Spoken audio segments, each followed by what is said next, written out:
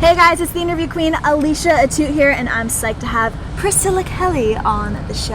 Hi. Hello. How are you? So we said it at the same time. I'm good. A little banged up after a match. Yeah. Some intense wrestling went down here today in Toronto. Yeah. Well, I mean, I landed a win over Lufisto, Allison Kay, and cheerleader Melissa. So that's pretty amazing for me to say for myself, seeing as how, when I first started, I looked up to Lufisto and cheerleader Melissa and Allison Kay. So. Yeah, and these are some really tough chicks to be in the ring with. Right, yeah. And you're also extremely tough in there, so I mean, that's a good matchup.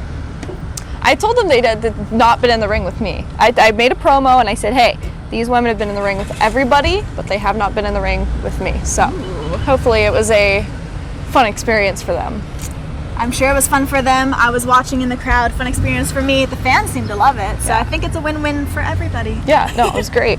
Now, one thing that's very cool that you've been getting known for over the last few months are the crazy spots that you've been doing in ring. Everything from the vomiting to the tampon spot. And it's pretty crazy to see the reaction and the way that it's caught on with people. So your initial idea was to just think, let's see how far I can really push the button? Well, when I did the tampon spot, it wasn't actually like, okay, I'm going to do this thing, it's going to blow up, it's going to be huge. Yeah. When I did it, I had the idea for it for a long time leading up to that. It was really just something that I just thought it would be fun to do to entertain myself in the match. Because when you're doing a no-ring show and it's 21 and up, it seems like the perfect opportunity to do something. And on those type of shows, nobody wants to see mat wrestling. Nobody wants to see the same moves done over and over and over. They got to see something different. And I was like, why not do this? And I ran it by a few friends of mine in the back, and they were like, hell yeah, do it. It'd be awesome. And I'm wrestling a girl named Tuna. Why not? It is a pretty flawless pairing. Yeah. And then fast forward, I do another bar show, 21 and up, and I'm like, well, what would be a fun way to, have this match? And haven't done puke, let's throw up. But there was a story, there was psychology. I was drinking throughout the match, and what happened is I get sick. I get sick towards the end of the match, I vomit, because when we drink too much, we throw up, right? Makes sense. Yeah, and then I had another match, Joey Ryan, again. He spun me too many times. I got sick, I got dizzy. I threw up on his dick.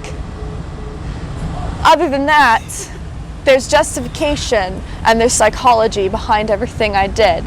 However, I don't want to be defined by just that. I want to be known as the woman that can do both. I can do the shtick, I can do the disgusting, but I can also kick your ass. So if there's anything people take from my career and who is Priscilla Kelly, she can do it all. She can do everything. When it comes to the disgusting aspect, is there a point where you feel like, okay, this is pushing it too far? Like where's that cutoff? How do you know?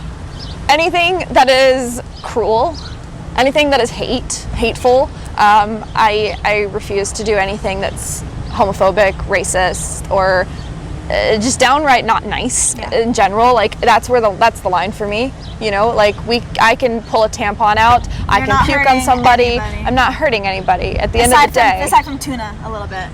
It's a mental scar, but a slight mental scar. Yeah. But I would say, though, that, at the end of the day, complain about me all you want. I'm not doing any harm to anybody. None.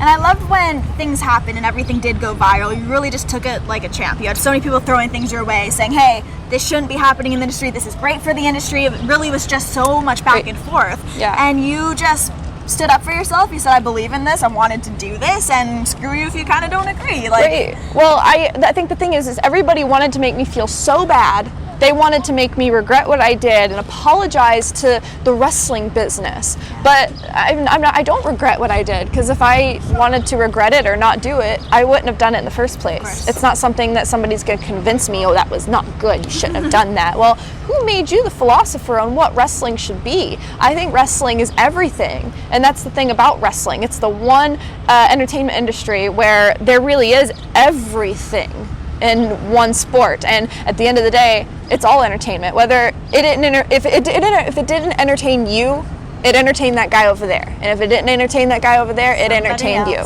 Yeah. So it's there's something for everybody. Absolutely. As cliche as it is. Yeah. Well, I love whenever I have you or your husband, Darby Allin, on the show, and every single time that he's on, we always talk about pranks, because he is an absolute prankster, and he tells me how he gets you all the time. But do you ever get him back?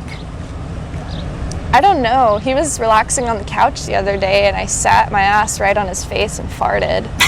And he got mad because he said it was right in his ear. So, is that a prank? I don't know. I don't know if that's a prank or I don't that's prank just him. a little cruel to do. I don't really prank. I just abuse him. Like, Okay. my fun is just randomly walking up and swatting him on the nuts, and he gets really mad about that. That's not nice. I shouldn't say that, but I do. That's real love. Yeah. True love. Yeah. No, things like that, or you know, coming up and just digging my fingers into his ribs. That's fun. He likes that too. I'm sure he enjoys it a lot. Yeah, he loves it. He loves What's it. been the craziest thing that he's done to you where he's really pushed it? I don't know. Like, when we first started dating, he would come over to my grandmother's house, and he went to the bathroom, and like, I'm like, whatever. So he comes out with toilet paper with like crunchy peanut butter on it, but I didn't know it was peanut butter. Yeah, of and he comes and course. smears it down my arm. Oh. And me knowing what I know about him and the stories he's told me and things like that. You wouldn't even know if it was actually peanut butter or the real thing. Yeah. And I squealed, and I was like, get out, get out, get out. I said, you know, I was like, I don't care what you're doing. You pee on me, whatever you want, spit on me. I do not want scat on my arm or any part of my body. That's where the line is drawn. That's it. I don't want that. Like, I mean, I'm down to like watch him play Pooh Dollar.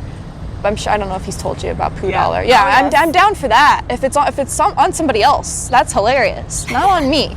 You don't do that with the wife. Just let your wife be. Yeah. That's all she asks. Well, I want to say thank you so much for joining me today. Yeah, thank you. It is always lovely seeing you, and I appreciate you taking the time. Thanks. My Thanks. pleasure. And everybody viewing, be sure to visit AliciaAtout.com for all exclusive interviews and features. See you next time.